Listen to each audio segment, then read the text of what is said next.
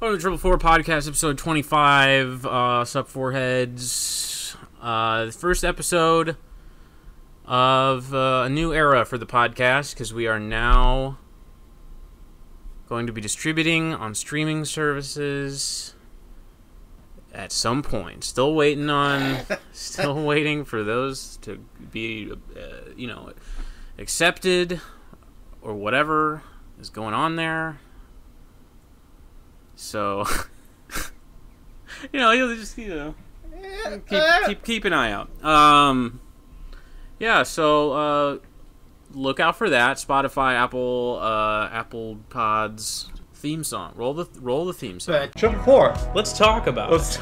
Okay, Triplefour Podcast. Yeah, you said this dude makes a meatwad fucking thing for no reason, and then he says Jim Norrison. Bob Dylan I find personally obnoxious, but the Beatles destroyed culture. Oh my god. I got Elon Musk to smoke weed in my Tesla the other day. It's not even a big fucking deal. Things are crazy right now. You don't know shit, do you? We really didn't. You can't always get what you want, but you'll find sometimes that if you try, you just might get it. Oh, you get it! Well, the thing about today's episode is it's gonna be controversial, and I say this because we're talking about the most controversial topic in modern culture. Yes, we know the president was impeached last night. So here's the thing: we're gonna talk about. I'm breaking podcast rules here. If listeners, fans, hardcore fans know that I don't like to get into politics, okay? But we have to talk about the issues, and the number one issue on the docket, as we all are aware, is Star Wars. It's the most heated division in the monoculture, the most debated, the most vitriolic, the most toxic, honestly. I am activated right now. Oh, by the way, I should introduce the cast of today's episode before we get into it. Nick Wandersea. I didn't like it when Josh did it. Joseph Glutengamer? I'm sorry, one more time for the record. And can you state your position? Your job title? I'm on the chair. Great. The Rise of Skywalker? Yeah. Yeah. We all saw it just now. Look. I'm gonna let everybody speak here, but I just want to say some things. This movie made me so depressed. I felt like I was hitting the dick and my wallet was stolen. I was so sad. I was incredibly underwhelmed. And it was just like, it wasn't just the movie, because things will be addressed, but it wasn't just the movie. But it's like the past 3 or 4 days, it felt like every time I opened my phone, I saw more Star Wars discussion online. Not about this movie necessarily, just about Star Wars in general. About Last Jedi, which I don't know if anybody else realizes it came out 2 fucking years ago. I don't think we need to keep. We're still doing it. Still doing it. The old Last Jedi argument. And then I started seeing the reviews from critics roll in for the new one, and they were all very bad. Critics really liked the last one, The Last Jedi. And they hate this one, and I'm thinking oh boy, this isn't I'm thinking something's gonna be amiss here, because either it's gonna be just fine, but everybody's gonna be mad about it, or it's gonna be actually bad, and I'm gonna be upset, and I really just don't want to feel anything about Star Wars in particular at this point. I'm just so exhausted. All this stuff, I keep just finding myself just inundated with Star Wars discussion, and it's just zapped me. So when this movie started, I was just like, fuck. Like, immediately, I was just like... exhausted. Yeah, because I was like, I feel like I'm interacting with a piece of academia or something at this point. Like, I'm not even watching a movie. I'm just so tired already. And I don't know, like 30, like, I didn't even think it was necessarily a bad movie for, like, the first, like, 30, 40 minutes. But then some things happened. But man, the whole rest of the movie. Yeah, oh man. By the midpoint, I was like, God, I don't want to live right now. I mean, the things the other factor that contributed very heavily to this what was... transpired in the theater. Buckle up. Why don't you begin, Nick? Well, yeah, because I was the first victim. The first victim. Oh boy. The trailers were playing, and a man. That's generous. I wouldn't even call him a man. This was a monster. It was a grown ass man, gray hair and all. He was a burly, bearded. He had a low, gruff voice. He was one of those like naturally loud people that his voice carried, which is part of what was so bad about it. This dude walks in the theater. He's also with like a 6-7-year-old entourage kid, 6 or 7-year-old kid, and young like kid, and like maybe his brother or some friend, late 20s probably. Yeah, and he walked in. He was talking when he walked in the theater. Granted, the trailers are playing, but that's never a good sign when somebody's talking as they enter a theater, where, by the way, every other patron was dead silent. Yeah, it was panning out to be a great theater experience until this man entered the theater. And of course, they sit in our row. Mm-hmm. Mm-hmm. And he comes up and he comes in and not even trying to be quiet, like at all. He comes up and they get in the row and he says, "Come on, buddy, let's get your coat off."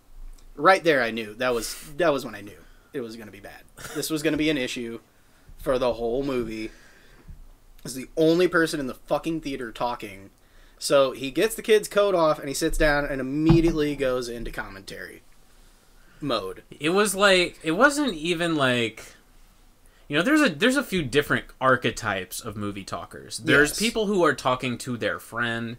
There's people who are like trying to like Mystery Science Theater, like do like bits about, like add their own jokes. And then there's this guy who is the other type, where it's just like, he's just saying what's happening. Like, it's not even commentary. It's like, oh, there he is. Yeah. Yeah, we all saw it. Yeah. We saw it. He's there. Oh, they got him. I picked up on that. Yeah. And so, probably, I'd say, so I'm sitting on the far end of the four of us next to this guy. Kind of. He's a couple seats away, but everyone in the fucking theater can hear him. He's loud. Mm-hmm. And I gave it, you know, I crossed my fingers, like you said earlier, that, you know, sometimes people talk during the trailers and it's like, okay. And then once the movie starts, could go either way. Then the light's on. The red light's on. Lights went down, red light's on. This guy is still talking, and he continued to talk to the point where I think about 30 minutes in, I leaned over to Dan and I said, "Hey, there's some spots down there. I'm going to move. This guy's pissing me off." Yeah, well, he goes, "Just tell him shh." No, I said, just say something. You know, because I could see you were visibly frustrated. And, like, I could hear him and everything, but it was like... it was like, I could hear him, but you were still a buffer in between us. Right. So eventually you did get up, which then making it my problem. I told you, I said, let's, you know. Well, I was. If you guys want, there's some seats open down there. Granted, I moved to the end of the row. I didn't go forward. I just moved on the other side of you guys. So I was a little bit into it too. I heard him a little bit, and I was like, I looked over there a few times, like, dude, is this guy still talking? Yeah. So I remember the first time Dan shushed him, like, okay, maybe he'll like stop, and he stopped for a tiny bit, but then immediately, like, a couple minutes after. So what's going on there? Is he? Well, okay, so chronologically, let's hit some key points. Yeah, so chronologically, though, Nick leaned to me and he was like, "This guy's pissing me off," and I said, "Say something to him," And I'm just thinking, like, this is the test, Nick. Like, at which point, no, I responded to him. I told him, I gotta look at the guy. He's big, and he looks like a tweaker. I'm not, like, I feel like this is gonna go nowhere. If I tell him to he's just gonna keep talking, and it's just gonna be an issue for me. So I'm just going to remove myself and make it a non-issue. As I've said in other podcasts, like, I am just done. Like, I don't give a fuck who it is anymore. I mean, like... Seriously, like, if I get beat up for this, then... You are my hero, by the way, for doing that. There were some points where he was really bad, and I saw you specifically, like, first you lean... Yeah, you gotta get their... and give them the death stare. You gotta get their peripherals, you know, because, like, something I noticed, like, when we saw Alien... Yeah. Was, like, that woman... didn't notice me when I looked at her, and like you really have to like get into their visual space so that get up off your seat for her. Because if you just shush, then they're not gonna know what the fuck's going on. I still don't think this guy even knew I shushed him, to be honest. No, but it was very. I saw you lean forward, but make eye contact and go, shh. Like, girthy shit. Okay, but the dark horse in this scenario was the middle, like the brother other dude. Yeah, the other guy. Okay, other guy. Because he was blocking. He was in between. It basically was like me and then Nick until he moved, and then empty, like 2 empty seats, and then younger guy, child, and then this man who was very loud. And so, like, when you said he looks big, like he looks like a tweaker or whatever, I was thinking you were talking about the younger guy. Like, because I was thinking, like, yeah, if there's one thing that deters me from shushing people, it's, like, a guy who looks like he needs any reason to fight, you know? Yeah. Like, because, like, the classic bit about when I went to go see Don't Breathe and the I'm not fucking moving guy, which I don't remember, have I actually told that story in the podcast? Yeah. Okay, well, I have. So... Go back in the archives and listen to that. But anyway, that guy and his buddy, they looked like fucking douchebags. Like, that was not a guy I wanted to fight with. And that was also a thing of, he's not, that guy wasn't, the problem wasn't that he was talking during the movie, because they were behaved during the movie. It was all the stuff before. But anyway, so, like, when I saw that guy, I was thinking, like, ugh, I don't want to fuck with this guy. But it got to the point where I started to realize it wasn't that guy who was talking, it was the dad. And so I was like, okay, I'm ready for the shush. Like, next time it's egregious, like, he's getting shushed. See, and I almost got to that point, but then I just looking at him, you know, I hate to judge a book by its cover, but as soon as they walked in and he did the, come on, buddy, let's get your coat off, and then kept talking, I was like, this is a battle I am not going to win. I will say, he had a debacle with the fucking jacket, or like the coat thing. He was over there for like a straight few minutes about trying to get that coat off. But, so, like, there's always a weird kind of thing where you're like trying to figure out, like, what's the right time to do this, because I don't want to be like so disruptive of the movie for all the regular people, and then also I want to do it when it's just absolutely egregious, you know, like, I don't think very clearly a problem for the entirety of the theater. So so Nick moved, then it kind of started, like, at first I was like, I'm not gonna let this bug me, I'm just gonna try and focus on the movie. That's what I tried to do. And then it got to the point where, like I said, it was about 30-40 minutes into the movie, and shit started happening where I was like, is this fucking for real? Like, in the movie, like, I mean, the movie was like starting to get me down, so I was like, I'm like, fuck. And I went into this, like, I had this moment of, like, nothing's real. Like, this movie sucks. Everybody in the world sucks because they want to talk during movie theaters. And nobody took a...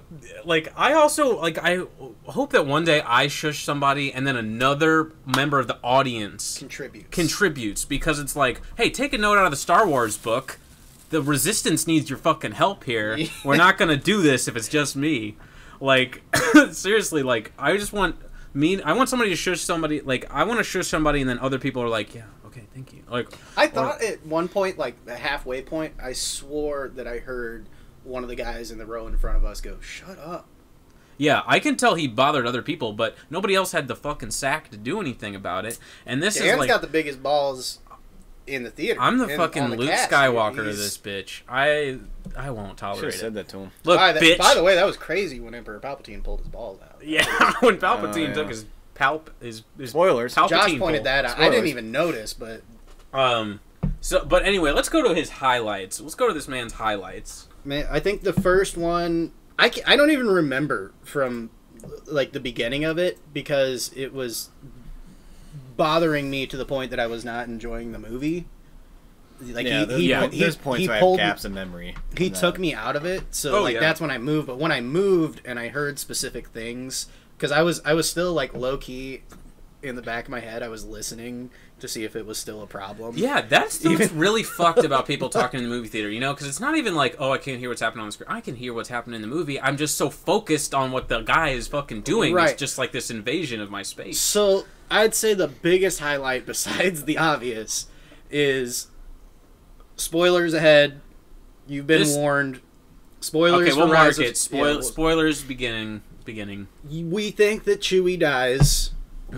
Chewie does not die. Nobody thought Chewie died. It is revealed that Chewie did not die. They show us Chewie, and then, like, 2 scenes happened, and somebody realizes that Chewie's not dead, and before they say it, he goes, Chewie's not dead. But he kept, like, it was just a statement about what was happening in the movie. Like, when Chewie was caught, he just goes, oh, they got him. Fuck. He was also doing the thing where, like, he was sitting there explaining to his young kid who probably has never seen the original. I'm willing to wager has never seen the original trilogy or the prequels.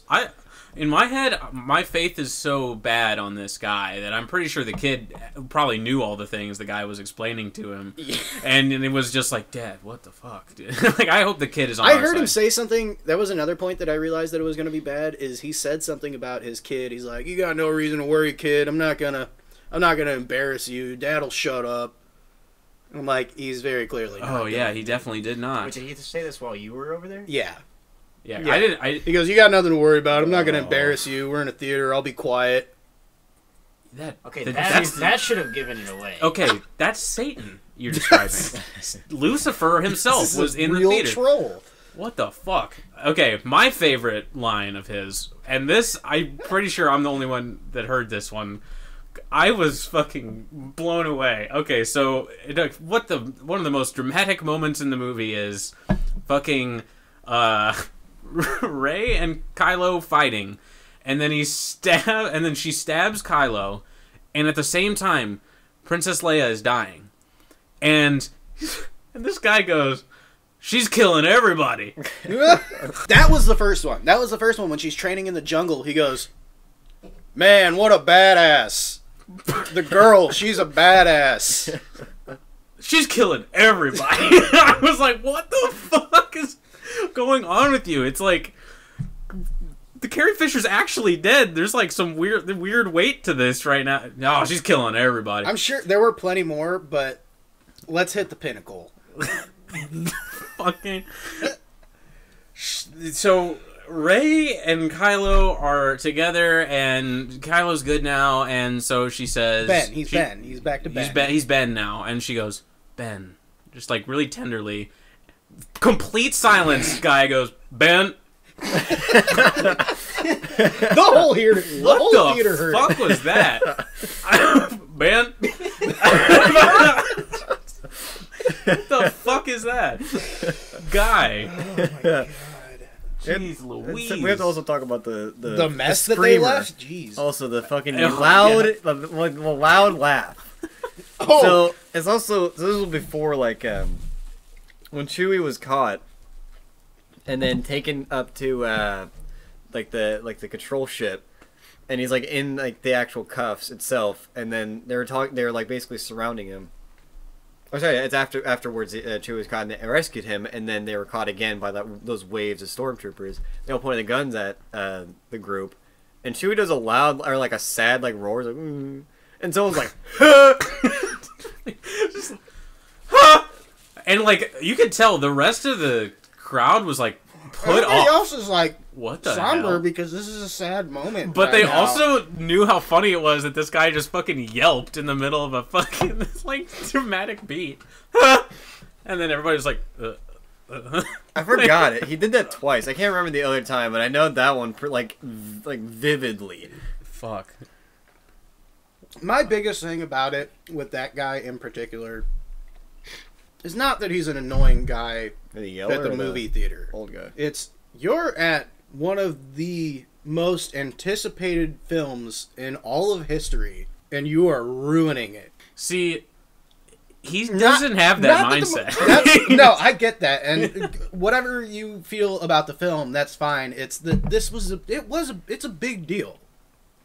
It's episode 9. Oh yeah, everybody's been waiting for this forever. You know how excited these people are for this fucking movie and how much it means to everyone, and you're gonna be that guy.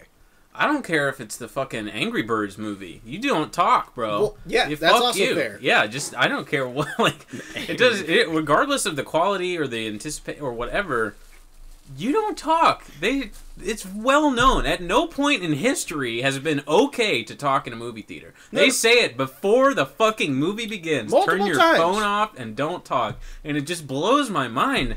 The inconsideration. As soon as the movie started, his phone went off too, and he goes, "Oh shit!" Gotta turn that down. Oh yeah, I saw the brightness of the phone too when he tried to do the settings. It was on max.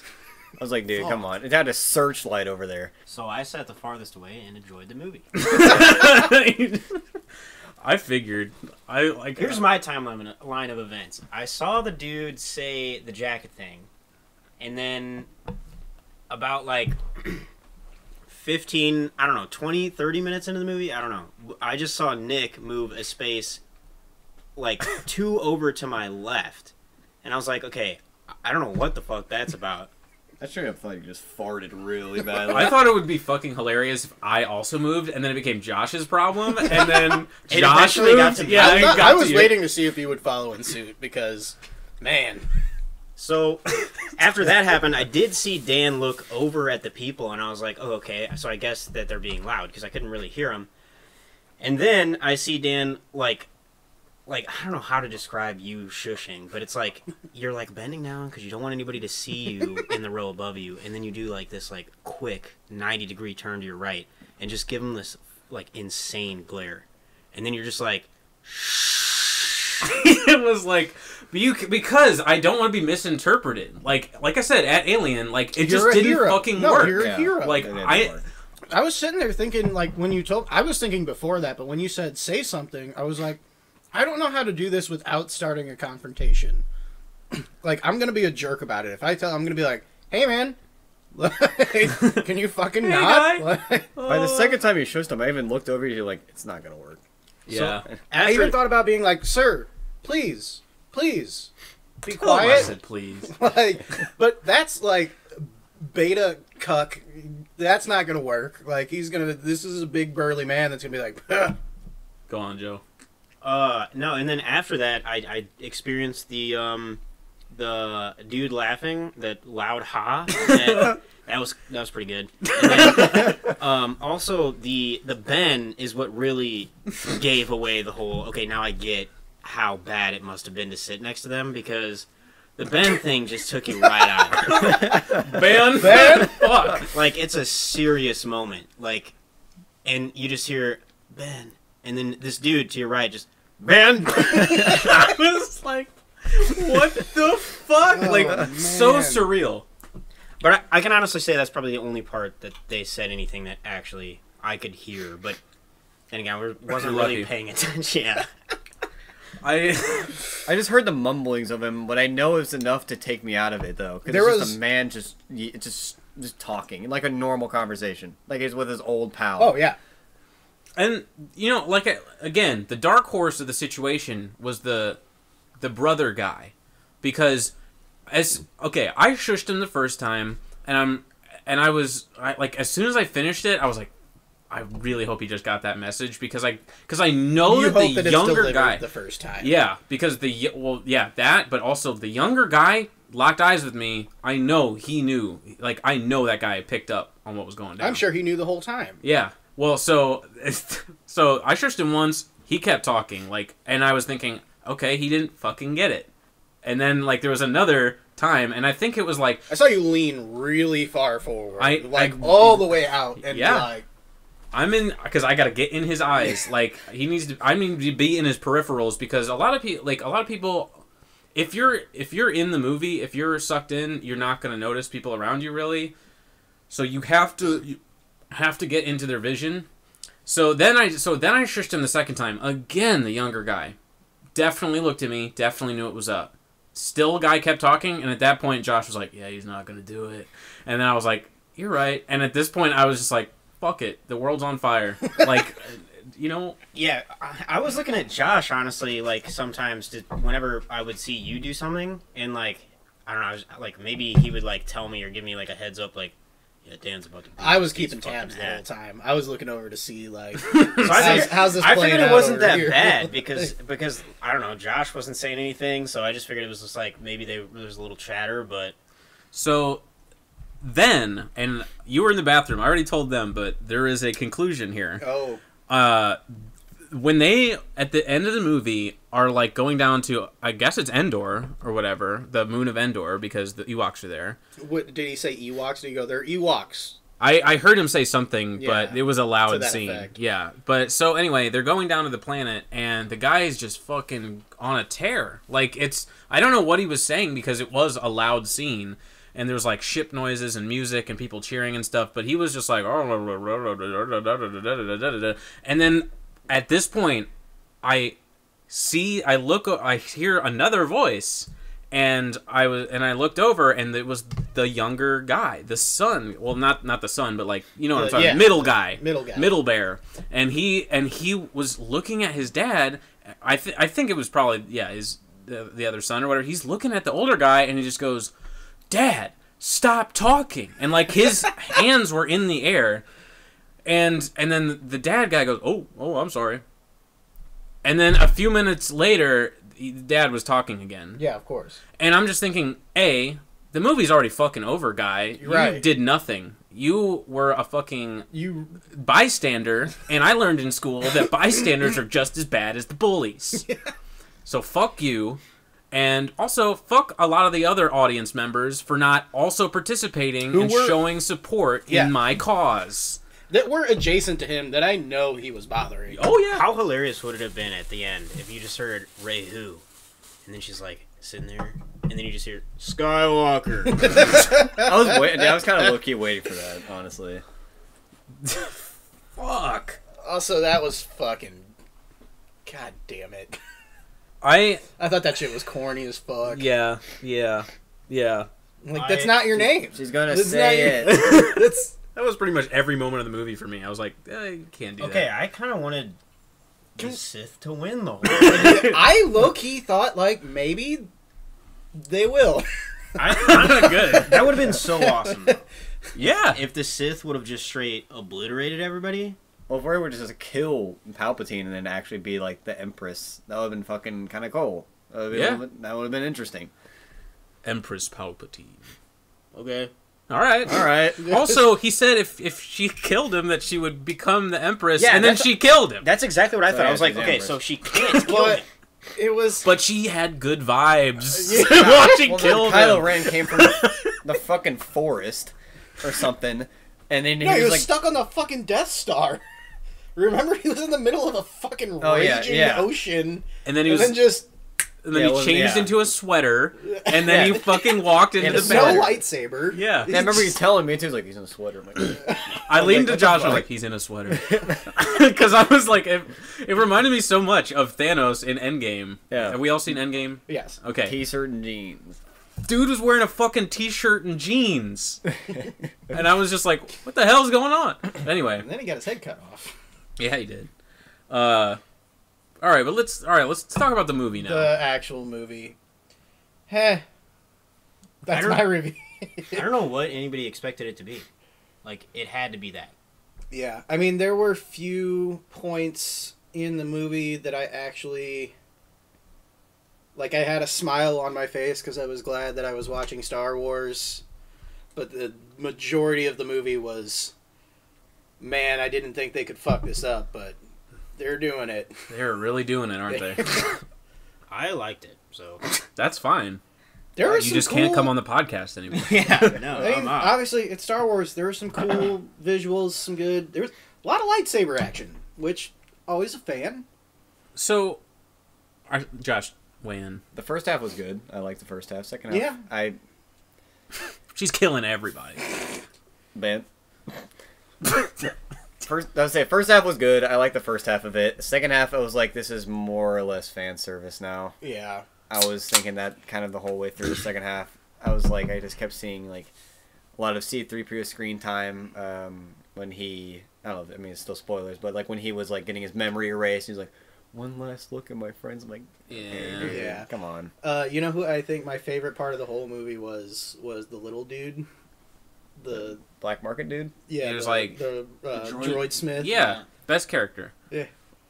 You just What was his fucking name? Yeah, exactly. He just was funny. I don't know. He was a funny little weird dude. Yeah. Okay, Yeah. because I feel like everybody's gonna go tangential to the whole "it was dog shit" thing. Let me just explain why I liked it a little bit. Joe, let me preface this by saying you're allowed to like things. No, I But know. not that's Dan why. will have you believe otherwise. No, that's why. No, Dan haven't even knows. got- I will protect Jurassic Park. If there's something with a fucking dinosaur in it, I like it. I don't Hell care. yeah. But Okay, but we just had this conversation about Jurassic World.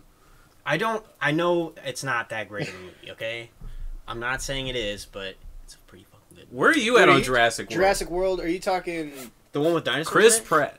Oh, you're talking to Chris Pratt. I thought you were talking. What's the second movie? I The haven't Lost seen it. World. The Lost World. Are you okay, talking? but you're no, talking the Jurassic second. World. The Jurassic second Park. part. I thought Yeah. you were talking about the fifth. Yeah, a lot of people talk shit on that one. Really? I That one's good. really Yeah. enjoy it. Vince Vaughn, his name is Nick in the movie. I can Nick relate. Vaughn? I rep that. You look a lot like Vince Vaughn. Is- It's just Okay. Okay, so for, Anyway. for me, Star Wars is more of a theme than an actual, like, I don't know, story, to be honest. Like, I think that the movie did a great job of taking you to the environments in which, like, you'd think would be, like, exist in a Star Wars universe.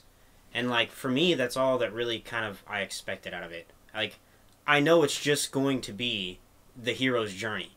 It has been 3 times in a row. So it has to be that. It was going to be that whenever you watch the first episode. It's going to be the same thing all over again. And there's going to be callbacks so that people's dads can get it. And it's supposed to be like, it's supposed to be for like the new generation. I don't really know that there should be anything else really expected out of it. But I mean, then again, I think that yes, it probably could improve in aspects, but I didn't really expect anything more than that. And that's all that I really need to be happy from seeing it. that's totally fine. I get what you're saying. I think you're addressing things that you think are going to be my complaints that aren't my actual complaints though, because I think that mentality of like where it's just like I just want to be in Star Wars, you know, like that. I'm with you. Like I say that because like Star Wars was the first like movie that I loved, you know, like it was the first time I saw a movie and I was like, where's the next one? I have to watch the next one, you know, like that was the first time I ever had that experience, you know, like, and I think it's like that for a lot of people. And then, you know, then the prequels came out when we were of ripe age to enjoy those. And then these new ones come out, and when Force Awakens, like the trailer came out and it was that first one, and like, and he was like, who are these new characters, and here's the Falcon, and it's like the music swelling up again. I was like, wow, I didn't think I would ever get to go back to Star Wars, you know, like, and there's all this magic that like I still felt until I walked into the theater today. And I like I love Star Wars so much, and I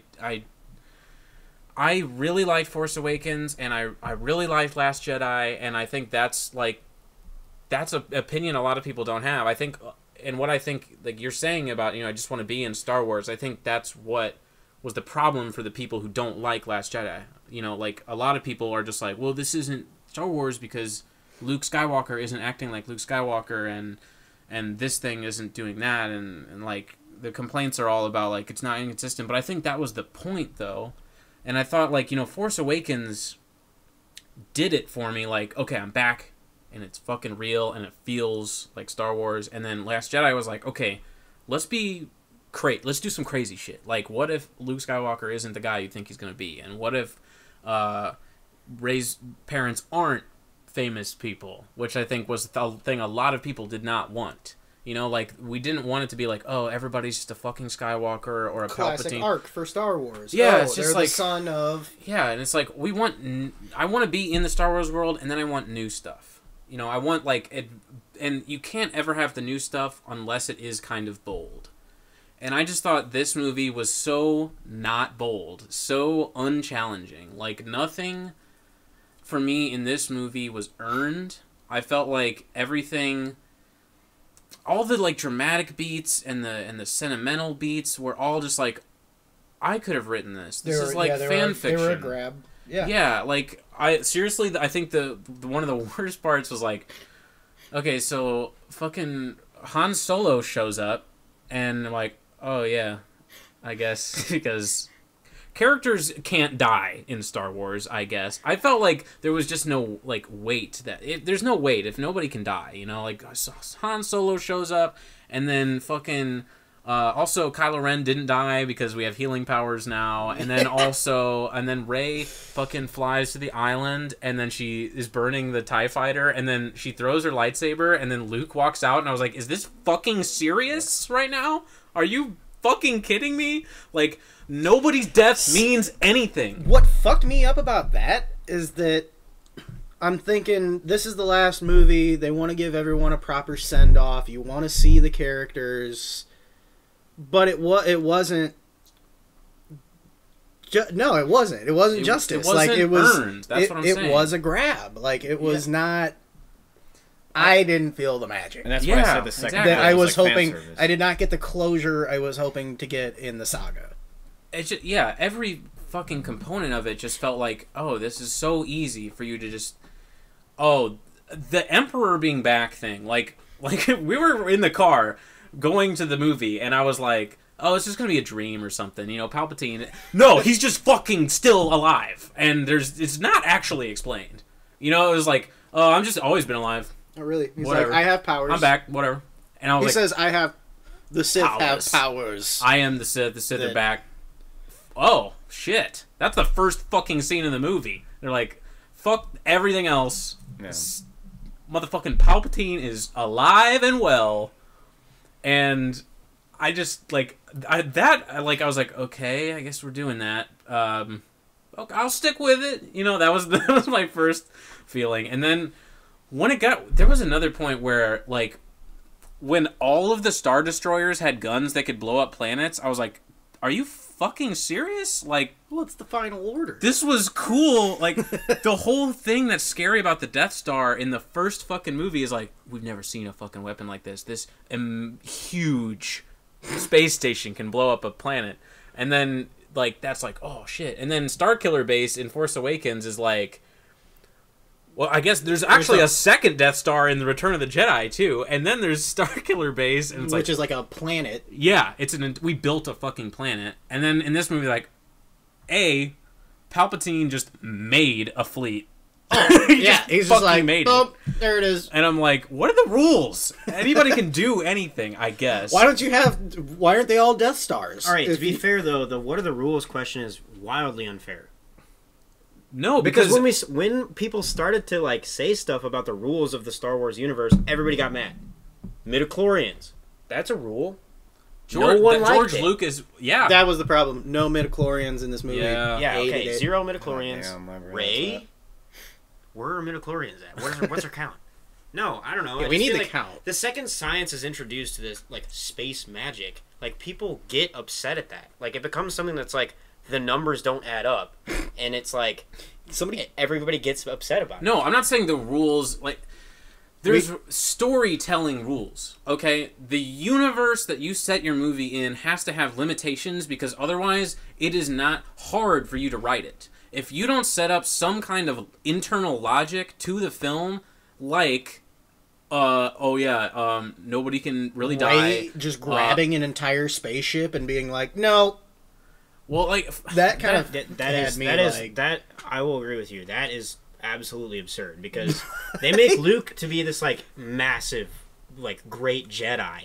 Yeah. But like, there's no fucking way Luke's out here force grabbing a ship of that size. Yeah. No. Well, it's like if you really want to go color outside the lines, that can work sometimes, but you have to earn it. You have to make it seem hard for that to exist. Like, I think the idea that, oh, this character that died in Return of the Jedi, Palpatine, is just back. We're not going to explain why. He's just back. He can create an entire fucking army. Like, where did this come from? Like I just feel like there's no work involved. It's not like there's just no fucking substance to it. I was gonna say this too. The life force thing when Kylo and Rey go into like the actual base itself, and then they go back and forth. She saves him the first time. He saves her the second time, yeah. and then he just died. Yeah, and not only when that, he died, I was like, "What the hell?" That's what I was so confused. I'm like, "What?" Wait, what do you mean when he died? Like when he healed her, and then he died. He died because he got thrown in the pit, but he came back as a ghost. No, that was actually him. No, wait, you might be right because he faded away. It's not like he just killed. Like, yeah, but well, so did Leia. Luke. So did Leia, and so did all the it's other. A classic Sith Jedi. Okay, bit. also we figured out. Can everybody like the movie now? Or what? Palpatine I like also it. like grew powers though. I was saying like Palpatine like became more awake or like it was regenerating himself from the bond of Kylo and Rey for some fucking reason. He just all of a sudden grew fingers back. Yeah, and then this became what the young hell? again. That does definitely. That was a shit show. All right, we have to the one last. at a time. Yeah, sorry. The whole last like, I'd say 45 minutes of that movie, I was sitting there like, wrap it up. Wrap it up, please. I can't take this anymore. Like I wanted, and I walked it. Don't get me wrong. I walked in that theater so optimistic, like so willing to be in the space for Star Wars. I am such a big fan, and I really walked in wanting to like in the space to receive the magic, and it just didn't. I wanted to like it too. You know, like I really wanted to be one of the last true defenders of Star Wars. You know, because I'll defend Last Jedi, and yet here we are. I fucking tweeted the other day about like it's amazing how frustrated people get about a movie about space wizards and laser swords. Yeah, and I'm animated right now. It's not because like I guess I should clarify. It's not because I'm upset that like this thing I hold so dear is corrupted. I just think it was a bad movie. Like I just think it was flat out production wise a poorly written movie, a poorly constructed movie. And I know that I'll always have the original trilogy, and that's fine. That's good enough for me. And I like the prequels to some extent. So, as you know, I delved in. I did my homework, and I revisited the entire saga before we went and saw this. And I definitely liked. I didn't like Force Awakens and Last Jedi for real when I saw them in the theater, but watching them a second time, I really liked them. Yeah. Like a lot. Well, you know, when we talk about like this, like I didn't feel the magic thing. When I saw The Force Awakens, the first act of that movie is so fucking good. Like I just felt like the first 30 minutes of Force Awakens, mainly because they focus on the new characters. And, like, there's that scene where, you know, Finn is on the ship. They've got Poe Dameron, and they have to break out of the ship. And they're like flying a TIE fighter out of the ship and shooting. And oh, that's when they're attached to the cable. Yeah, and they're like... And then they fly away, and they're shooting down the TIE fighters and stuff. Like, I remember thinking in theaters, like, oh, my God. This is, like, actually as, like, way better than I could have imagined. Like, Star Wars is fucking back, bro. Like Backstreet's back. Yeah. I just feel like there's this weight to Star Wars. You know, like really the good Star Wars stuff has like weight. That's how I want to describe it. It's like Han Solo being frozen in carbonite. Yeah. Like it feels like things have consequences and it's the shift, it's the good side, dark side. It's they're going to win this time. They can't possibly they're cornered. Like they can't possibly get out of this. Yeah. And yet, like, it's... At least in the original trilogy, the Force seems like it's pretty, like... We understand the things you are allowed to do with the Force. And these sequels have completely, like... We can do whatever the fuck we want. Like, even like in Last Jedi when Yoda shows up as a Force ghost and he fucking sends a lightning bolt to destroy that tree, I was kind of like, oh, okay.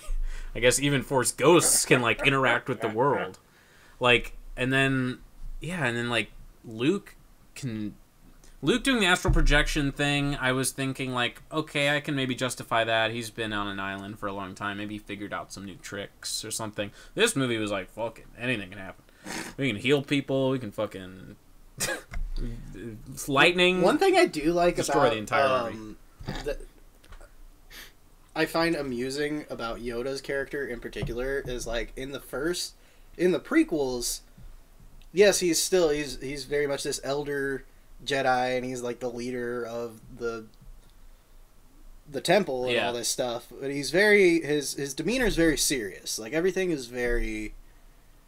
He's a goofball though. Like in the original movie, he's such a goofball. When he finds him on Dagobah, or when he goes to the Dagobah system, he's just like this whimsical kind of like.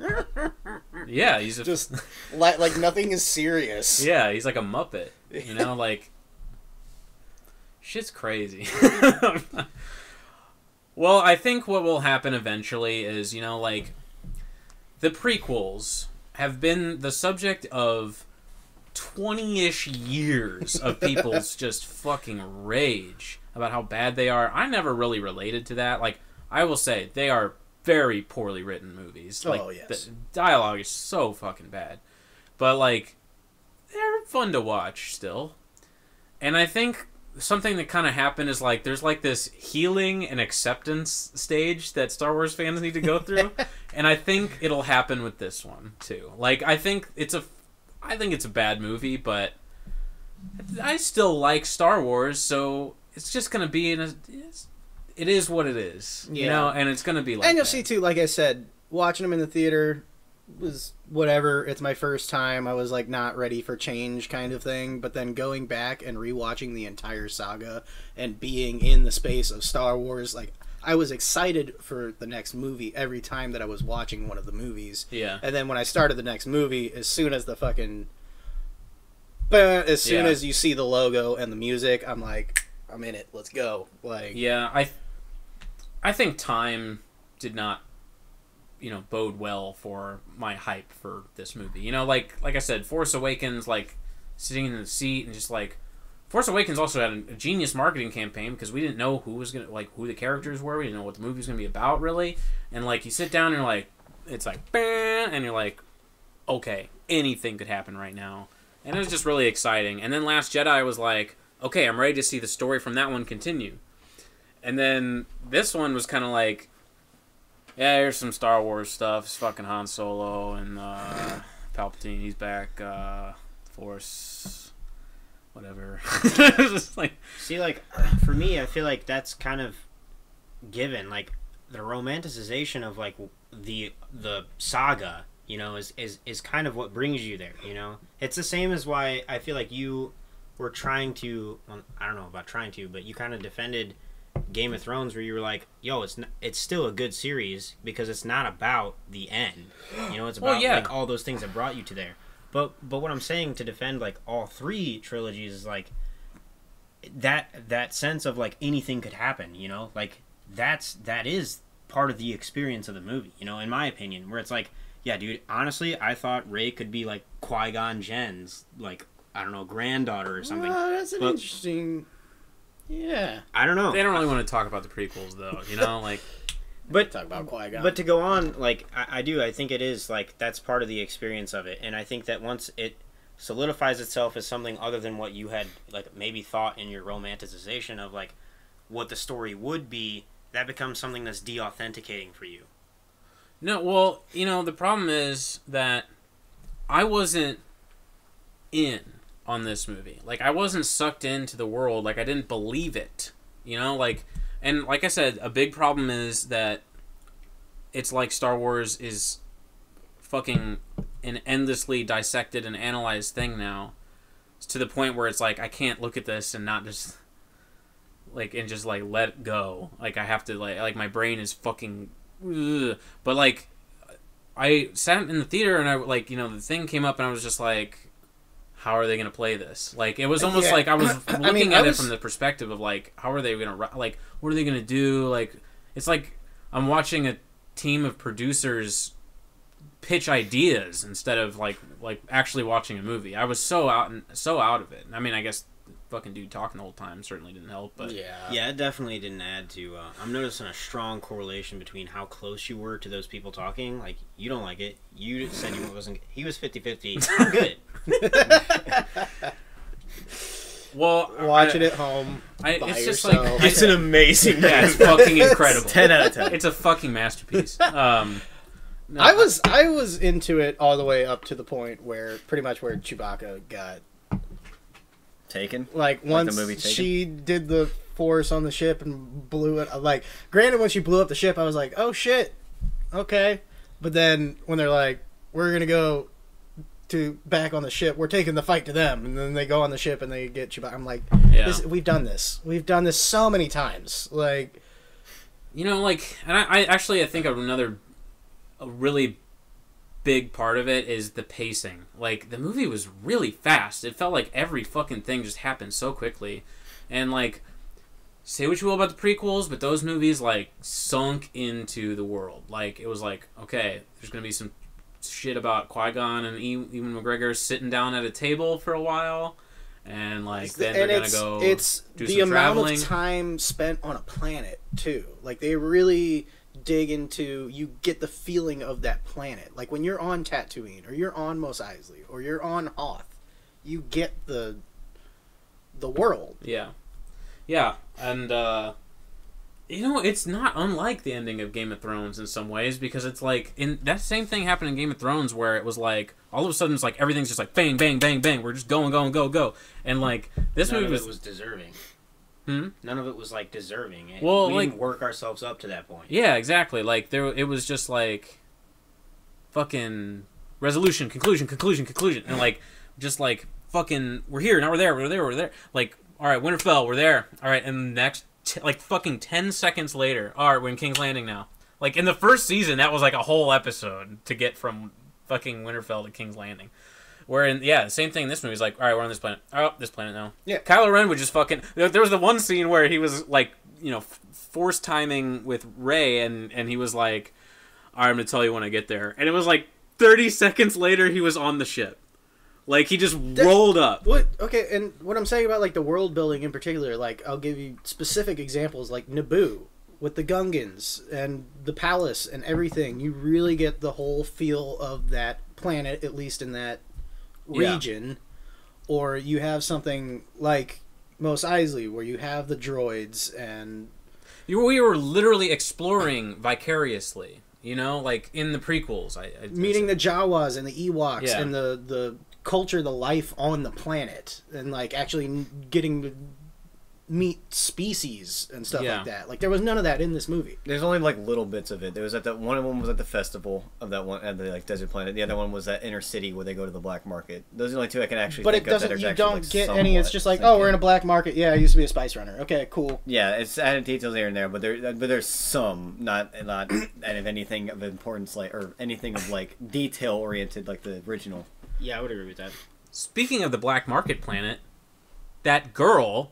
Who the fuck was she? What was that? Like, I was like kind of interested, like, in her and Poe's relationship. Oh yeah. And then it's like, oh, it didn't. They don't fucking really. matter. Yeah, they don't have that, any. I did think that was really funny at the end when he gave her the look, like maybe, and she's like, no. Yeah, I mean that was a funny moment, but it was just like, oh yeah, remember when we like acted like this was going to be important? No. Yeah. No. Oh. I think the rules like that you were talking about, where like anybody can be a ghost or whatever. I kind of agree with that, but I will say that, you know, they were a little bit consistent in who can and can't do that, which is the Skywalker family. Other people can be ghosts. Yeah, I know Yoda did it too. But Yoda, well, it's just like Yoda had to do it to him. Yoda is the Force. To bring in something that my screenwriting professor told me that I think rings really true is, like, he was saying how he told us, when you write a script, you have to know from the beginning what the rules are. Like, what are the rules of the world that you created? And you have to have an answer to every question that could be that could be asked, And it's just like, I feel like, you know, George Lucas's Star Wars, we knew the rules. Every now and then we'd push a little bit out, just, you know, like, okay, well now, you know, Yoda, he can do this. There's bounty hunters. Yeah, there's, you know, I'm not, like, I'm just saying, like, you know, what can the Force do? Oh, or, like, what does it mean to be a Jedi? Things like that, you know? And we can kind of, like, push a little room out here and there, and if you work for it. And then, like, I just felt like more than any other point in this franchise, this movie was like, fuck it. Wild card. Life Force is a thing now. I'm gonna suck your life force. If you kill me, that whole throne room thing, it was fucking nonsense. That's just straight vampiric. That made no sense. I could be wrong about this, but I do think that has anybody played Knights of the Old Republic? A little bit. Okay, so anything that is a Lucas Productions thing, which that is, can be considered canon, which is a lot of stuff. But you know, there is no actual like rules, I guess, that you can really say like, okay, this is the set of rules that like is true Star Wars, or this isn't. Well, yeah, but I'm not saying they that. alluded to that a lot in The Last Jedi. The Sith keep saying, people like Snoke keep saying stuff about, even Darth Vader, and back to the prequels too. Like, they always say there are powers that you cannot understand. Like, there's so much more than you know. They say that so many times in the saga. I think, like, the point I was trying And the whole point is that Rey is supposed to be the most powerful Jedi to date. Well, I guess. But it's like... But it's Did like, I just shoot down, man? No. If you... I'm saying... If you, like... It's all about, like... I say things like rules and internal logic, and I constantly refer back to storytelling structure and what's the rules of storytelling. Granted, this is all subjective because it's art. It's in space, dude. But I'm talking about, like, you have to work within a certain thing. You have to work within a certain framework if you're going to make me believe that what's happening in this movie, like, if you're gonna engage me, if you're gonna make me compelled, if I'm gonna be sucked into this movie, you have to work within a box of some kind. That is what we do. I would say, so the part where the Kylo Ren and Rey scene where they're kind of fighting over that ship, I think that could be in the universe. That's something that we can see, like, clearly when they can actually lift up heavy objects without really much effort. I think the ship part... Yeah, the ship I don't think is as big as what we think. I think it might be just... I'm with you on that. It's the fact that it was moving, like, flying, already thrusting away, and she's just like, no. Well, yeah, but Kylo Ren... That one, I think, is a bit... It's stretched, but it's not that far. Yeah, I'm with you on that. I don't really... The Life Force thing was a little bit weird, because the part is when... See, when we first really discover that, is the part where that large snake or creature... The serpent. They called it a serpent. The serpent comes up from the underground, and she notices the healing wound. So it's automatically a precursor, like, oh, she's going to do something healing-wise, because it's already telling. Yeah. But it's like, so where's the understanding of that coming from? Is there something... Because she already has understanding of previous stuff, and because of books that she's been reading, like what's been left behind. So is it something there? So there's something that could be said for both. Well, and we know that that's a thing, too, because Palpatine said it himself. He's like, I've died before. This is a power that you're not aware of. Where I was trying to go with the whole Knights of the Old Republic thing is all that stuff is actually explained in that game. Like, they, like, the second I saw Rey use, like, electricity, that is a Sith Force power. Yes. Yeah, well, that's relevant. Healing is a Jedi Force power. Yes. Okay, so stealing life is a Sith Force power. You know, like, that makes sense. Okay, it doesn't come Dan, out. Nobody I'm just curious. Fucking explain that in the movie. You have to include this in the movie. You cannot rely on me to play a fucking video game. It's in the fucking game. He's so mad. I just want to know, what's your midichlorian count, bro? It's not doing so hot right now. Have you done DMT? No. If we had the vibe machine in this room, it'd be a -5. Okay. Shout out to the support character Finn, who also can use the Force. Can he No. Like, okay, the healing thing, I, like, You know, like, they established early in the movie that she could do that.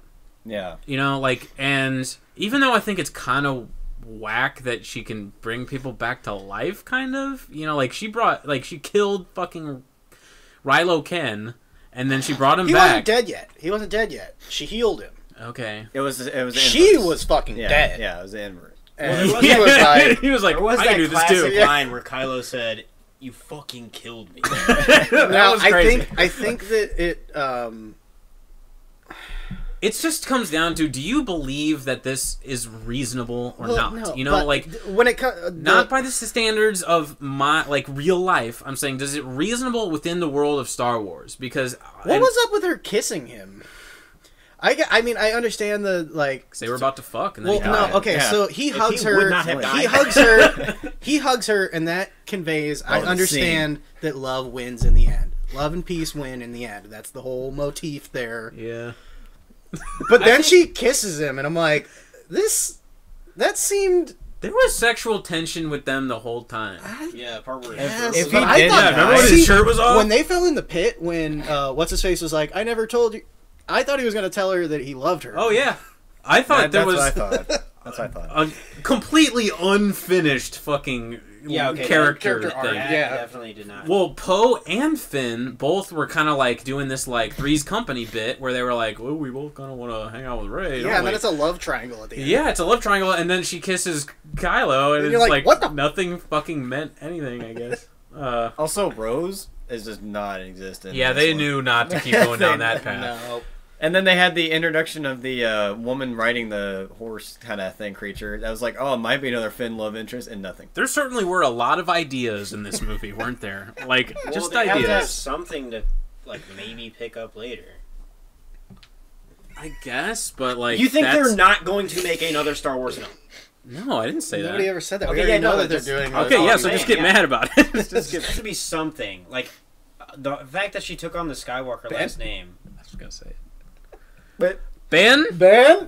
no, all I'm saying is, if Kylo Ren didn't die, the scene we could have gotten after those two. I'm saying, Yeah. well, it's a fucking flaw if your movie is creating unfinished ideas just so it can set up other ones. That is my main issue with Marvel. And so, if that's really what they were doing with those especially if characters, they're trying to do then it no. in this one in particular, because it's marketed as the last end, movie. yeah. This is the end of the saga. So I'm being lied to. Fucking end it. End it. Yeah. Well, there was like, I feel like there was things that they were trying to communicate to me that I just couldn't put together. Like what was going on with Lando and that horsewoman? You know, because it was like the horsewoman, the woman who had the horses. Yeah. Oh, yeah. Oh yeah, no, I thought that was like a father-daughter. That was nothing. Yeah. He goes, well, let's find out. And fuck. Okay. No explanation. Ben? Loose end that they could possibly use later. Loose end that it's gonna be Lando and this horse Yeah, girl can't wait for the traveling fucking- across the universe. Can't wait for Unknown horse girl Worst fucking traveling across the universe to find her parents. It's Can't wait so for Lando interesting. and Horse And it's Girl, the him. next fucking Star Wars movie. Literally, that could be his daughter. That's what That's getting I got what- that vibe too. That's what I thought. Skip but to 5 years later, everybody here is watching that movie. Lando and Horse Girl. Yeah, Lando Horse Girl. Dude, when that movie Lando's comes old. out, He's we will gonna do a die. podcast. This and is we- exactly what I'm talking and we about. will crown you the king. All right. Fuck. When episode 10 comes out, Lando and Horsewoman. It was a fucking weird movie. Like, Also, there's- I love that they're like, we don't have a lot of time when they're on the planet, and she's like handing him the spare part when she meets Finn. And she hands him a spare part, and he's like, this is a blah, blah, blah. And she's like, yeah, we got it from the blah, blah, blah. And he's like, oh, you were with the First Order. And then he stops what he's doing and, like, sits down to talk to her. I'm like, you guys just said you don't have time for this. Like, I think I'll tell a story. That's another thread that is kind of unfinished with Horse Girl. Because it's like, yeah, okay, me and Finn, we relate to this. There's this thing about how we, as stormtroopers, we didn't want to be stormtroopers. And I was thinking, oh, at the end of this, a bunch of stormtroopers are going to join the Resistance because they're all these kidnapped kids. No, didn't happen. Nothing happened there. Okay, so I think they're just people. I think the stormtroopers that Just were people, bro. Do you remember that line? Yeah. Dunkirk. This is a fucking Dunkirk operation, bro. This is fucking... God. I say that. Remember, they also used that 1,000,001 chance too from the original trilogy. Yeah. Also a line. Dude, they used literally almost the whole trilogy in the. Oh yeah, but it's taking direct fucking Dude, lines this from it force isn't choke helping it. Whenever he tries to say some shit. I don't think there was any force chokes in the movie. He just There was. Except for the There fact- was. Yeah. There was? Yeah. In that boardroom where you fucking... Yeah. Oh, they just yeah. lift him up in the ceiling. Classic. If you don't choke somebody in the boardroom, it's not a Star Wars what are you movie. doing? Really? No, dude, I was thinking about... Bant! So... Think about Lando and Horse Girl act. Fuck. See what they're doing. Yeah, because it was either like he's her dad, or it was kind of like they're gonna fuck. I was thinking, it was a like, dad. weird scene.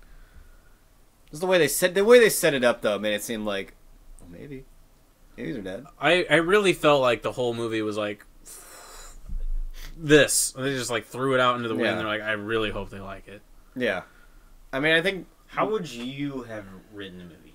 I really can't tell you. I mean, I can tell you what I like. So what if I told you in the next 5 hours you had to make something? In the next 5 hours, I have to write Yeah. something that could have happened. I'll tell you, for one thing, I really would have kept the whole Rey's parents are nobody thing. I would not have put Palpatine in there. I think it should have been smaller, honestly. Like it should have been about Kylo and Rey, like, trying to win each other over. Like, that I think was an interesting conflict that they only barely kind of addressed in this movie. Like, I wish, like... Is that not rule breaking though? What Like, rule? Because you have to have all Jedis know each other. You know somebody that is like has some sort of like is in the Force, right? So you know that it has passed through blood because of the midichlorian thing. So they set that rule out for themselves. Okay, midichlorians are not... Prequels aren't, like... They're very unclear about how canon the prequels are, for one. I mean, they're...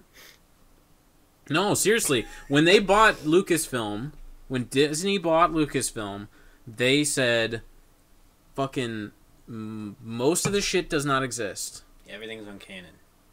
And they said, from here on out, things will be canon. They really didn't specify whether the prequels were or were not. What about Jango Fett being Boba Fett's father and Anakin being... Anakin's a kid. They mentioned Anakin in the original trilogy. Well, I'm not saying, like, the story is. I'm saying the things that happen in the movie. So, like, I mean, the idea of Anakin Skywalker being Darth Vader, duh, because we know. Yeah. But, like, I'm saying, like, littler, smaller things, like, I don't necessarily know. I mean, like, Darth Maul showed up in Solo, right? But, like, I don't know. You could still have Darth Maul as a character, but maybe it's not the same Darth Maul from George Lucas's prequels. It's really not clear. Midichlorians have not been addressed in the sequels, so we don't really know if that's a thing. A lot of people hate the idea of midichlorians. Oh, I know. So, like, I would be very surprised to hear that, you know, the new showrunners would like to include Quit midichlorians. dancing around the question, Dan. What's your count? 1. 36. One midichlorian. Yeah, I don't know. It's really big. I just feel like there is no like Jedi Knight or Sith Lord that exists.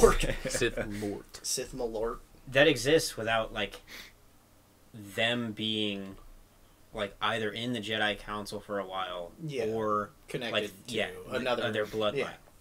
Yeah. So There like, it would just be really weird for them. Wait.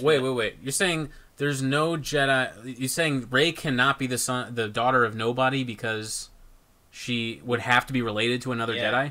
For it to make sense. For it to make sense to the like Josh was saying, I would agree that it is fan service. Well, okay. At the end of Last Jedi, the last shot is that kid who can use the Force to pick up that broom. Oh, yeah. Well, maybe he's somebody's... The whole fucking... The implication is that there are people who can use the Force who are not directly related. That's Rian Johnson's version. So, and I would have liked to have gone on with that because it kind of meant like... There could be more Jedi. Yeah, and that's what I thought when the title of this movie was called Rise of Skywalker, and I was thinking, okay, Skywalker is a concept... or like the name of the movement or something, like it's going to be the rise of all of these other people who start using the Force because they're inspired by what they've heard about the events And of The Last Rebellion Jedi. won, and yeah. Here's what I think would have made both sides happy: if her parents or her bloodline just never came out. Well, in Last Jedi, Kylo just says, Both "You know who your parents are," and she goes, "They were nobody," and then he goes, Where did she get "Right." that yellow lightsaber? Where did that come from? Well, I mean, You can build them. Yeah. Well, I guess. But Okay. Disneyland. Here's the She thing went that to interests Disneyland. me about the Yeah, she went to politics. Disneyland. She went to Disneyland fucking and particularly, Galaxy's like, Edge. So in the prequels, you have the Jedi Council, the Senate, and the Sith. Everybody thinks the Sith is gone, but really you got Palpatine being old bitch boy. He'll be back. I've seen a couple movies. So you have a political basis, but the Jedi are kind of I don't know what I'm So going yeah, for. no, it's see it's an interesting point about Jedis only being related to Jedi, because there are go back to prequels time, which again we don't canon or not. There is remember giant forehead Jedi, and you remember tentacle head Jedi, and all these other guys. Yeah, Plo Koon. Were and they fucking, related to other so people here's the or thing what? that'll make both sides happy is, yes, all the Jedi Council and the Jedi Knights have died. Like, all of that is gone. But they could have had children that don't know who they are, and that could have That been the never kid received that training. picked up the broom. Like, it could have Yeah, been... I mean, I guess that's fine. That would make both sides happy, you know? Yeah, but I just don't see, it was never specified that you had to be related to a Jedi, and I just think, it's a more interesting story if Rey is not related to... Well, even if they do go this route and she's related to Palpatine, there is an interesting conflict there. She's destined to be evil, but then chooses not to be. That's such a fucking Star Wars story. And that's the reverse of what's happened in pretty much every other situation. I mean, Right. most of the Anakin people was go destined to to the be dark the- side. Anakin was supposed... Also, Anakin was conceived by the midichlorians, which means he's not related to Jedi. Bitch. that's not true. What? No. He was conceived by the midichlorians. Yeah, but Qui-Gon that is says it. the Force. Yeah, the Force was like, yeah, you're in it. Yeah. So what's to say so- Broom Kid isn't Well, then, conceived all by right. the midichlorians? By the same token, then why did Rey go back to? Well, I mean, then again, this is all with the whole canon thing, but Rey wouldn't have gone back to where she last knew the Skywalkers would be if there was some sort of Skywalker, temple that. Well, that had was a been fucking stupid scene. passed through That really through- was. That was through the generations. worst way to end that fucking movie. His own- What's your last? She goes, Ray. Where's Uncle Ray Ben? who? Ray, I was literally Solo. waiting for the skeleton to appear. I'm like, oh, they're gonna be down there still. No, okay. Here's how you bones end are it. their Here's how you money. end it. There's no. Here's no how one's you. cleaned them up. The alien walks up and she's like, "So, what's your name?" Ray. Ray what? William Johnson. Dun, dun, dun, dun, dun, dun, dun, dun. Man, they fucked up. Dude, on that note. Jesus Christ. So yeah. Divided movie. It's one Oh thing. man. When are they gonna make one about Darth Insidious? Darth Insanius really needs Episode his 10. shot. Yeah, episode 10. Episode 10. Darth. He's Insanius. conceived by the midichlorians, right? Darth Puke. What about Garth Gross? Maul? Garth Maul. Garth Maul? Alright. Darth Maul. Didn't you see the picture of Darth Maul in a cowboy hat? Darth Brooks. People Darth are Brooks? torn between Darth Brooks That's and Darth good. Maul. Darth He's He's my Insidious. Twitter profile picture now. But I just cropped it so it's just Darth Maul in a cowboy hat because I think that's funny. That's funnier almost, just Like that inexplicably. picture of Jake Busey. Yeah. I don't know if that's funny, but it certainly was at the time. Let's find out. Well, Star Wars. It's a crazy, crazy world. It's crazy right now. Something I have realized in the past, though. Star Wars is almost more fun after you finish watching the movie. Because it always leads to shit To like this. this. It always becomes a fucking ordeal where we start arguing about if midichlorians are canon and if you've played a fucking... That's not it. Yeah. That's not the picture. That's the one. No, it's not. Yeah, it is. I saved Listen, it. you rat fuck. That's not the one. Whoa, dude. We were talking about... You can't. Nice buy- stuff. There's Yeah. no guarantee of posy vibes on a Star Wars. On the Okay. 444 podcast. Alright. What is your favorite thing from Star Wars? I was gonna get to this Ever? actually. Yeah, everybody around the room. Baby Yoda. I haven't even seen Somebody Paul. said it. Listen, you piece of shit. This is the picture. Yeah, that's the That's one. not the one you had. Oh shit, you're right. Oh man, Yeah, I can't the frosted believe tips. I can't Nick's believe wrong Dan was yet right. again. Shit. He won't be returning. I know. That's the one, right? The one that you just. Yeah, but it's funnier when it's cropped like this. Anyway, Ugh. Nick, why don't you go ahead? Favorite thing about Star Wars? Yeah, it could be, like, Midichlorians, person, bro. It could be Fucking plot. midichlorians. Vober Dan's pretty cool. What's the deal with Voberdan? I don't know what's up with that. I just thought, okay, look, I rewatched Force Awakens, and there's like one shot with this one alien character in like the control room for the Resistance, and he's kind of got like a monkey kind of thing going on. It kind of looks like a monkey. I'll pull up the picture for you. Okay. But yeah, I don't know. I just saw him and I was like, that guy's cool as fuck. I want to see more about him. And Oh yeah. and he was in this movie too, Yeah, I want to see very it. briefly. But Voberdan. I was like, He just likes it because it has his name in it. no, I just like him because he looks Is that a cool. hippo? But anyway, I saw him and I looked on Wikipedia for like fucking 20 minutes trying to figure out what this particular character's name is, and then I found out it's Vober Dan.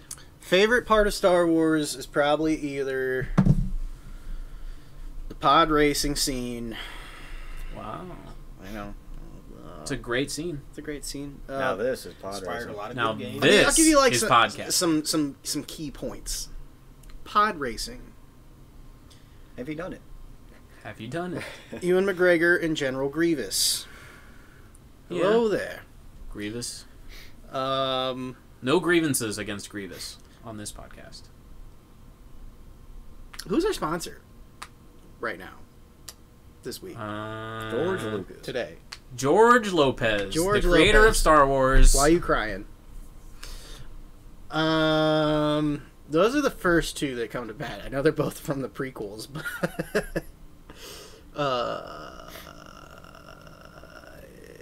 I have a good answer, but I want to go last. okay. I mean, you got shit answers. Ewoks. Dan. Ewoks, definitely. No, I said Vober Dan's cool, but whatever. the most charming part about Return is definitely the Ewoks.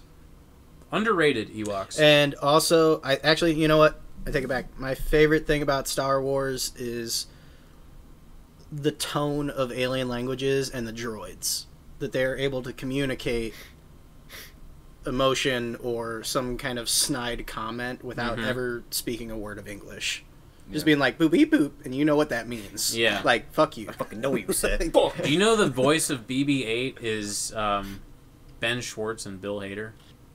Really? Yeah. BB-8 is voiced by Ben Schwartz, who's Jean-Ralphio on Parks and Rec, and Bill Hader. Huh. Yep. Okay, I don't know if you guys caught this earlier, but the guy that was giving him the intel from the inside First Order, Yeah. that was voiced by Mark Hamill. Who's that? Who? What? The Joker from. Oh, it's the Joker. Joker. Yeah. It's yeah. Joker. Mhm. Yeah. Speaking of Joker, a great movie. Way better than that. Anyway. It was a bit. God damn. That guy I didn't think my have any. favorite thing about Star Wars in general is this Millennium Falcon in itself. It's like it's a consistent presence in every single movie. You know what you actually are getting into. It's almost like a home in and of itself. It's something that is a symbol in and of itself for everything that is against what the Resistance want, because they want to be like the Sith. So that Millennium Falcon presents itself as a figure. And I think it's just where everything is you grew up with the Millennium Falcon. As soon as you watch the first three trilogies, you know automatically when you see the Millennium Falcon, something's going to happen that's positive. So I think genuinely Millennium Falcon's my favorite part about Star Wars.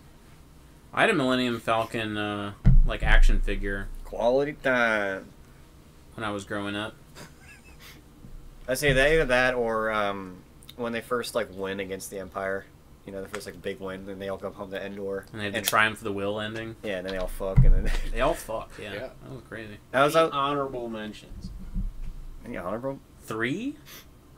You do whatever you want. Or you said any? Any. Oh.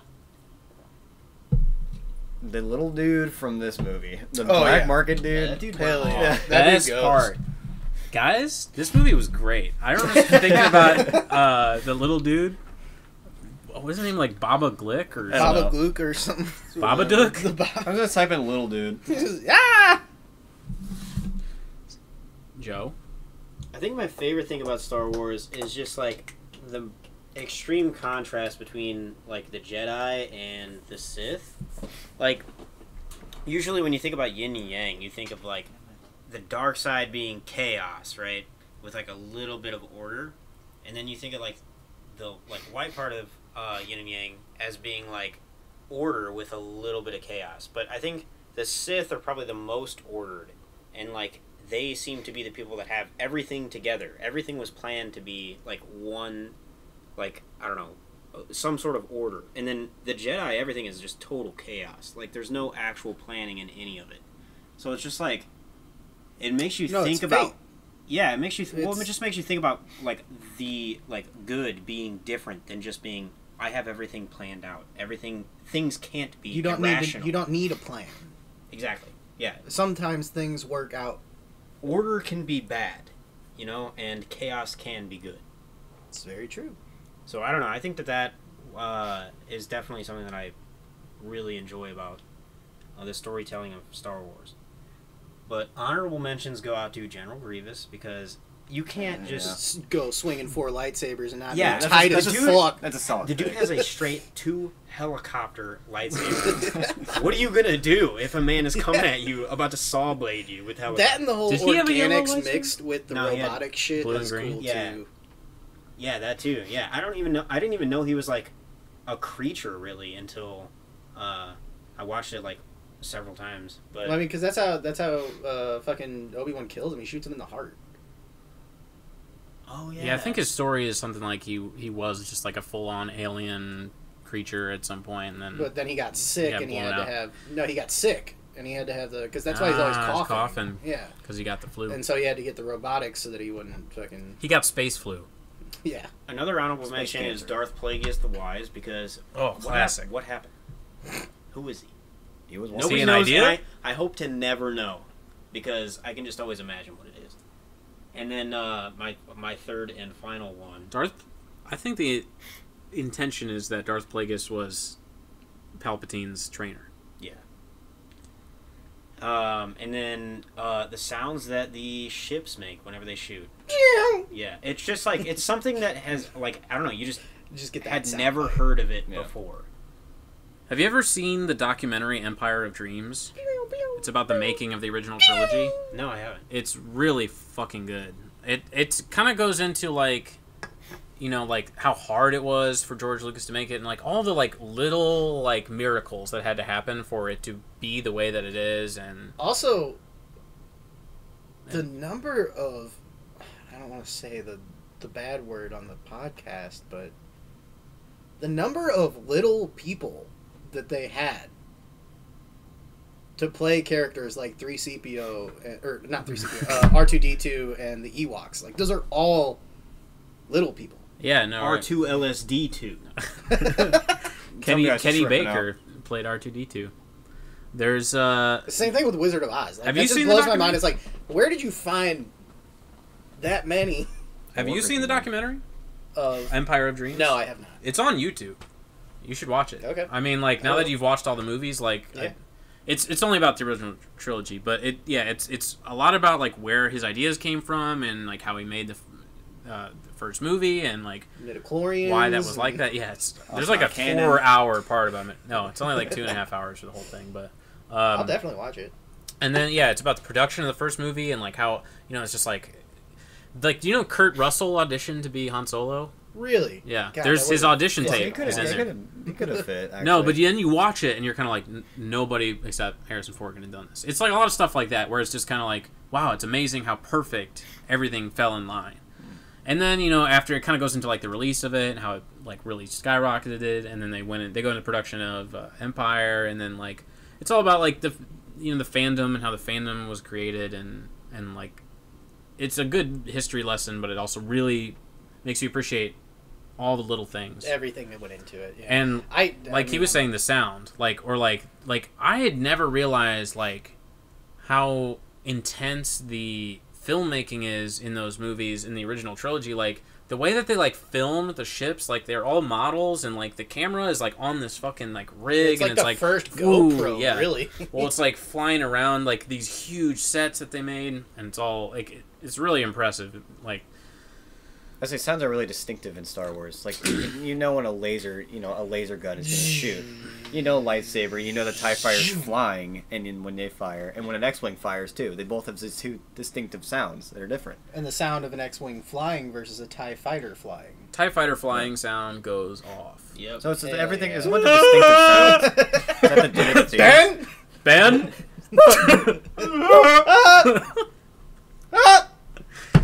Oh my god! What a crazy theater! What a wild night we had. Oh man! All right, Dan. You know, your microphone kind of looks like a TIE fighter, or the Death Star. It's the middle. It's the middle of a TIE fighter, no wings. There are two moments in the original Star Wars movie. Some know it as A New Hope. What does everybody else know? Star Wars. It was just called Star Wars when it came out. Anyway. The first one is the scene where Luke talks to Obi-Wan, and Obi-Wan is telling him about the Force for the first time, and he says, Vader was seduced by the dark side of the Force. The Force? The Force is what gives the Jedi his power. It's an energy field created by all living things. It surrounds us and penetrates us. It binds the galaxy together. It's an energy field created by all living things. It surrounds us and penetrates us. It binds the galaxy together. And I always thought like that was like such a beautiful piece of dialogue, like, because it like really makes you feel like you know what he's talking about, but it's still such an abstract concept. And it's like kind of the driving motivation of Star Wars in a lot of ways. It's kind of like there's this magic that you had never heard of until right now. The Force is life. Well, you've heard, shouts out Ty Baxley. Yeah, that man's got the Force. Ty was here, and I tell you what, Ty was here.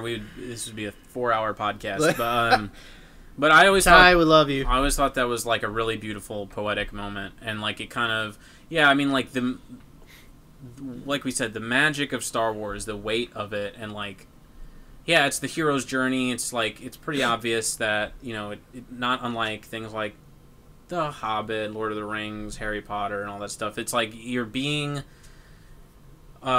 given this like opportunity to explore this really dense and rich world that somebody's created, and you really just like get sucked into it. And I always thought like that moment kind of like summed it up for me. And hand in hand with that is the moment where Luke decides that he's going to go on the journey, and he's looking off into the sunset, and it's the binary sunset, which is like the famous like first real big swell of the Star Wars music, like the and it's like this really powerful moment. Like I don't think by the way, the binary thing, full circle. Yeah. Two on the. I know. I think. I didn't even think about that till you just said that. Yeah, it was reflecting the same shot that I'm talking about, which is like what a metaphor for this new movie. Wow! Look at this amazing moment that meant so much. They actually wrote this then. movie in binary, and then in code. But that I always thought that was just like every time I watch the original Star Wars, I always like get kind of choked up during that moment, because it's just like imagine like the possibilities, but also like the need for him to go and like join the rebels and learn to become a Jedi and all that stuff. Like it's like a really just like perfect poetic moment. It is in a film. That is like the epitome of the hero's journey. Yeah, that's like that one moment. Yeah, and which also low-key kind of reminds me of Fight Club. It's like the scene in Fight Club when Brad Pitt is driving and he's like, just let go. Like, I'm not as maybe not the Club. same. Yeah, but I don't know. That's one of those things. If you've seen Fight Club, you should check out this show. It's called Mr. Star Wars. Robot, and it stars a guy named Remalad Malik. Huh. I'm into this. I like where this is headed. Anyway, Fuck. what a great episode. Everybody, let's. I'm glad that we yourself ended on a round of posy applause. note because, hey, Round of we applause for Star Wars. Round of applause like Star for Wars. Joe. Round of applause for Josh. Round of applause for our gracious host, Dan Stewart. Thanks. I have an Emmy. Leader of the Rebel podcast. Alliance. Rebel scum. Joe Rogan is a Sith Lord. Sith Lord. Lord. Okay, look. Joe Rogan Experience is the dark side. This is good side, light side, whatever We're you want to call fighting it. for the light. The Triplefour podcast surrounds us and binds us and penetrates us. Oh. I don't like That's what he fucking says. Good night. Also, shout out to that part in Force Awakens where the guy is like, tell that to Kanja Club. That's another one of my favorite lines. McClunky. McClunky, also classic. Honorable mention.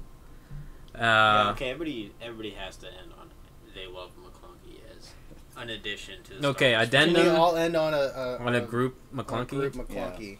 All right, ready? 1, 2, 3. McClunky. Triplefour podcast. Ben.